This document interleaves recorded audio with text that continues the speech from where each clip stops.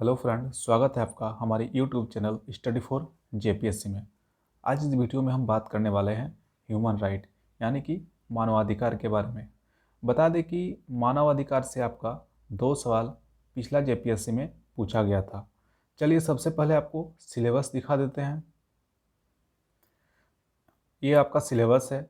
देखिए इसमें जो सेक्शन एच है, सेक्शन एच में सबसे पहला टॉपिक है ह्यूमन राइट। सेक्शन एच से आपके 15 सवाल पूछे जाएंगे। ठीक है, तो अनुमान लगाया जा रहा है कि ह्यूमन राइट से 2 सवाल पूछा जाता है। 2 या 1 सवाल तो कम से कम जरूर पूछे जाएंगे आपको। तो चलिए अब इसको देखिए, ह्यूमन राइट का पहले हम लोग बेसिक कंसेप्ट को समझेंगे, उसको देखेंगे, जानेंगे ह्यूमन राइट के बारे में। उसके बाद देखेंगे कि 2016 में किस तरह के सवाल पूछे गए थे। ठीक है, तो जो आपका ह्यूमन राइट है, ह्यूमन राइट से आप क्या समझते हैं? तो मानव अधिकार से तात्पर्य उन सभी अधिकारों से है जो व्यक्ति के जीवन, स्वतंत्रता, समानता एवं प्रतिष्ठा से जुड़े हुए हैं। इसके अलावा ऐसे अधिकार जो अंतर्राष्ट्रीय समझौते के फलस्वरूप संयुक्त राष्ट्र की महासभा द्वारा स्वीकार किए गए हैं और देश के न्यायालयों द्वारा प्रवर्तनीय है, को मानव अधिकार माना जाता है। इन अधिकार में प्रदूषण मुक्त वातावरण में जीने का अधिकार, अभिरक्षा में यातनापूर्ण और अपमानजनक व्यवहार न होने संबंधी अधिकार और महिलाओं के साथ सद्व्यवहार का अधिकार शामिल है। एक चीज़ इसमें जानना जरूरी है, क्योंकि दिमाग में आता है कि मूल अधिकार जो हम संविधान से हमें प्राप्त है, उसमें और मानव अधिकार में क्या अंतर है। तो देखिए, मानव को मानव होने के नाते अधिकार मानव अधिकार कहलाते हैं। ठीक है, हम आप जो मानव है, इसलिए हमें जो अधिकार मिला है उसे मानव अधिकार कहा जा रहा है। ये किसी देश की सीमा में बंधे नहीं होते। ठीक है, मतलब इंटरनेशनल आप कहीं भी चल जाइएगा तो आपको ये अधिकार मिलेगा।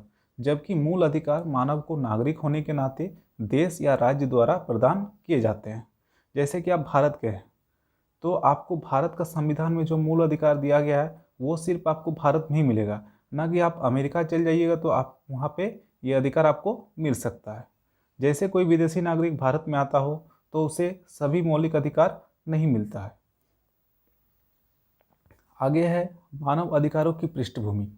इसका जो इतिहास है, 10 दिसंबर 1948 को संयुक्त राष्ट्र संघ द्वारा मानवाधिकारों का सार्वभौमिक घोषणा पत्र जारी किया गया था। इसी दिन में मानव अधिकारों की कानून शुरुआत मानी जाती है, जबकि कई देशों ने इन अधिकारों से संबंधित कानून बाद में निर्मित किए।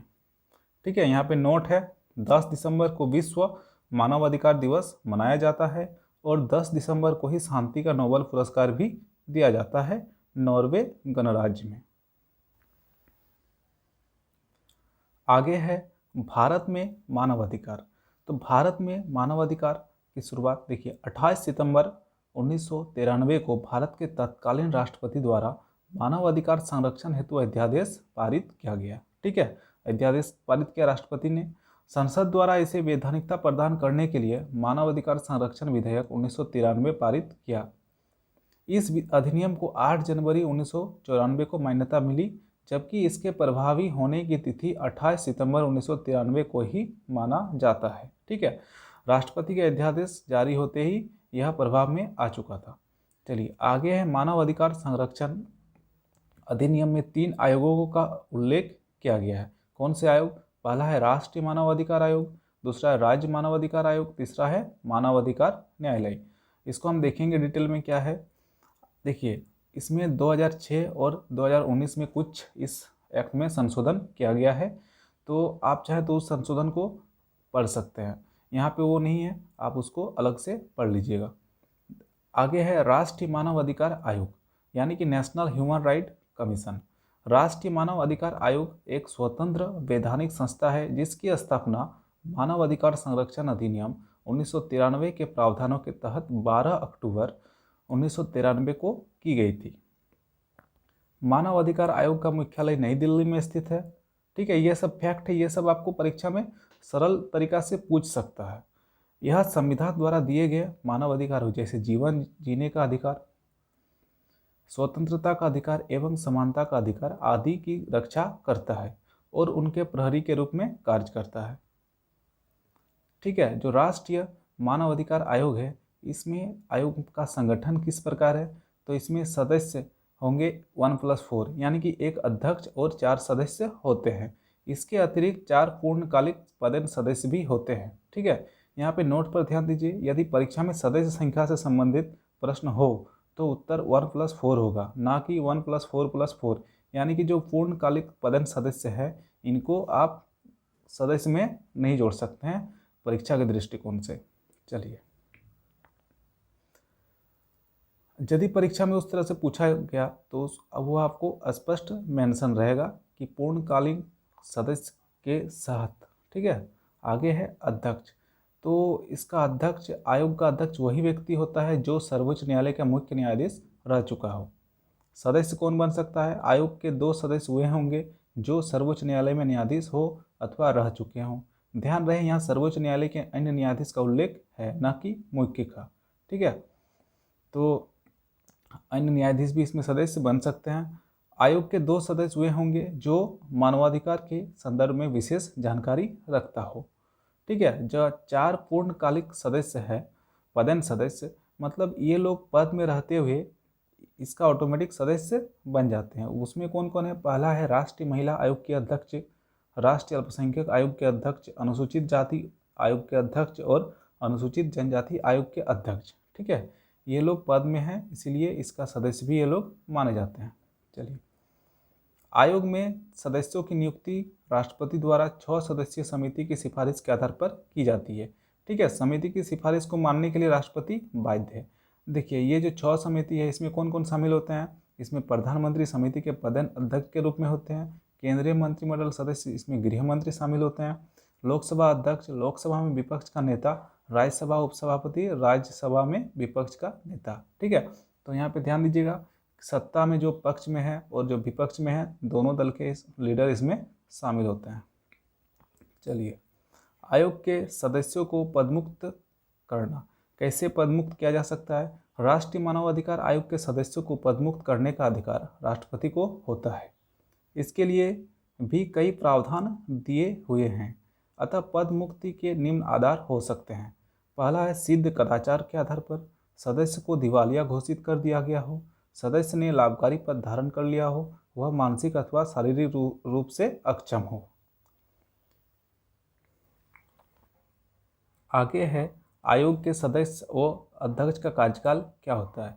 तो 5 वर्ष का कार्यकाल अथवा 70 वर्ष की उम्र जो पहले पूरी हो तक पद पर बने रह सकते हैं, यानी कि 5 वर्ष कार्यकाल हो सकता है, या फिर यदि उनका उम्र पहले ही 70 वर्ष हो जाता है तो वो पहले ही रिटायर्ड हो जाते हैं। लेकिन यहाँ 2 बातों पर ध्यान देना आवश्यक है। यदि 70 वर्ष की आयु पूर्ण नहीं हुई हो तो इस आयु तक पुनर्नियुक्त किए जा सकते हैं। मतलब मान लीजिए कोई 68 साल में उनका 5 साल कार्यकाल खत्म हो जाता है तो उनका 2 साल उम्र बचा हुआ है, तो फिर से वो पुनर्नियुक्त हो सकते हैं। ठीक है, जरूरी नहीं है बट हो सकते हैं। कार्यकाल पूर्ण होने के बाद राज्य अथवा केंद्र सरकार के अधीन कोई पद ग्रहण नहीं कर सकता है। ठीक है, इसका कार्यकाल पूरी होने के बाद वो किसी अन्य पद पर पद धारण नहीं करेंगे। आयोग का कार्य क्या क्या है, ठीक, तो इसको भी एक बार देख लीजिए, ये उतना जरूरी नहीं है बट इसको जानना है। मानव अधिकार के संदर्भ में संवैधानिक व कानूनी प्रावधानों के क्रियान्वयन पर निगरानी रखना, एनजीओज को प्रोत्साहित करना ताकि वे उचित रूप से क्षेत्र में कार्य कर सके, मानवाधिकारों के संबंध में शोध करना एवं शोध को बढ़ावा देना, मानवाधिकारों से संबंधित शिकायतों को सुनना, मानवाधिकारों की जानकारी का प्रसार करना तथा जागरूकता बढ़ाना। आयोग गंभीर विषयों पर स्वविवेक से भी मामलों पर संज्ञान लेता है। आयोग की शक्तियाँ क्या क्या है, समन जारी करने की शक्ति है, शपथ पत्र अथवा हलफनामे पर लिखित गवाही लेने की शक्ति है, गवाही को रिकॉर्ड करने की शक्ति है, देश की विभिन्न जेलों का निरीक्षण करने की शक्ति है। यहाँ पे एक नोट है, इसको आप ध्यान से देखिए। आयोग उन्हीं मामलों में जांच कर सकता है जिन्हें घटित हुए 1 वर्ष से कम समय हुआ हो। 1 वर्ष से पूर्व घटनाओं पर आयोग को कोई अधिकार नहीं है। बहुत ही इंपॉर्टेंट पॉइंट है, परीक्षा में पूछने लायक। आयोग मानवाधिकार उल्लंघन के दोषी को न तो दंड दे सकता है और न ही पीड़ित को किसी प्रकार की आर्थिक सहायता कर सकता है, लेकिन इसका चरित्र न्यायिक है। राष्ट्रीय मानवाधिकार आयोग द्वारा महत्वपूर्ण पत्रिका जारी की जाती है जिसका नाम है नई दिशाएं। ठीक है, तो नई दिशाएं एक पत्रिका है, इसको आप ध्यान में रखिएगा। कौन जारी करता है, राष्ट्रीय मानवाधिकार आयोग। आयोग का कार्यालय नई दिल्ली में है, अन्य स्थानों पर भी कार्यालय खोला जा सकता है।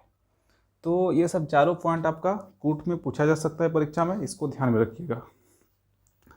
आगे है प्रथम और वर्तमान अध्यक्ष। प्रथम अध्यक्ष कौन थे? रंगनाथ मिश्र। और वर्तमान अध्यक्ष कौन है? Justice HL Dattu. इसको आप समय समय पर अपडेट करते रहिएगा। चलिए क्लिक यहाँ पे आप यदि अभी तक सब्सक्राइब नहीं किए हैं तो सब्सक्राइब जरूर करें और चैनल के साथ बने रहें। आगे है स्टेट ह्यूमन राइट कमीशन, यानी कि राज्य मानवाधिकार आयोग। मानवाधिकार संरक्षण अधिनियम 1993 के तहत राज्य मानवाधिकार आयोग की स्थापना का प्रावधान किया गया था। यह आयोग केवल राज्य सूची तथा समवर्ती सूची के विषयों पर ही जांच कर सकता है। यदि राष्ट्रीय मानवाधिकार आयोग का अन्य कोई विधिक निकाय किसी मामले पर पहले से ही जांच कर रहा हो तो राज्य मानवाधिकार आयोग हस्तक्षेप नहीं कर सकता है। वर्तमान में देश के 23 राज्यों में, ठीक है, इसको भी आप एक बार ध्यान से देख लीजिएगा, 23 राज्यों में मानवाधिकार आयोग की स्थापना की जा चुकी है। ठीक है, ये संख्या कम ज़्यादा हो सकती है, इसको आप थोड़ा सा। चलिए आगे है झारखंड राज्य मानवाधिकार आयोग। झारखंड राज्य मानवाधिकार आयोग का गठन 17 जनवरी 2011 को राज्यपाल MOH फारूक के द्वारा किया गया। ठीक है, कब हुआ गठन? 17 जनवरी 2011 को। ज्ञातव्य हो कि झारखंड राज्य के गठन 15 नवंबर 2000 के बाद राज्य मानवाधिकार आयोग का गठन नहीं किया गया था। राज्यपाल MOH फारूक के द्वारा जारी अधिसूचना में राजस्थान उच्च न्यायालय के सेवानिवृत्त मुख्य न्यायाधीश नारायण राय को झारखंड राज्य मानवाधिकार आयोग का प्रथम अध्यक्ष नियुक्त किया गया, जबकि झारखंड के पूर्व लोकायुक्त लक्ष्मण उरांव को आयोग का सदस्य बनाया गया। झारखंड राज्य मानवाधिकार आयोग के अध्यक्ष का कार्यकाल अधिकतम 5 वर्ष या अध्यक्ष के 70 वर्ष की आयु तक होनी है। ठीक है, वही है राष्ट्रीय राज्य आयोग के जैसा ही है ये भी। चलिए आयोग का संगठन देखिए, फिलहाल वर्तमान का ये दिया हुआ है, बट वर्तमान में अध्यक्ष भी नहीं है, सदस्य भी नहीं है, सचिव भी नहीं है, अवर सचिव भी नहीं है, कोई परमानेंट नहीं है। ये सब देखिए, अध्यक्ष संतोष कुमार सतपथी वर्तमान में है, इनको कार्यकारी अध्यक्ष के रूप में बनाया गया है। एक बात यहाँ पे